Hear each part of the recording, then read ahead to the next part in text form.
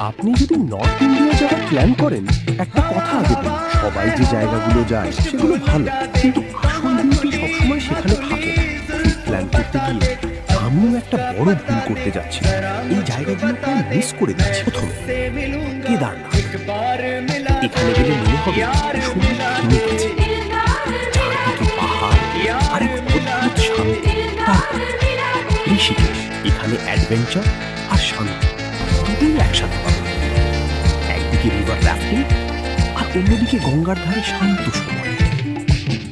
তারপর হরিদ্বার, সন্ধ্যার গঙ্গা আরতি। এই দৃশ্যটা শুধু দেখার না, অনুভব করা। তারপর মসুরি, ক্লাউডের মধ্যে দিয়ে ড্রাইভ করা, একদম রিয়েল লাইফ ড্রিমের মতো। শেষে তাজমহল, ভালোবাসার আসল মানে এখানেই অনুভব করবেন। বুঝলাম যে সুন্দর জায়গাগুলো আমরা আগে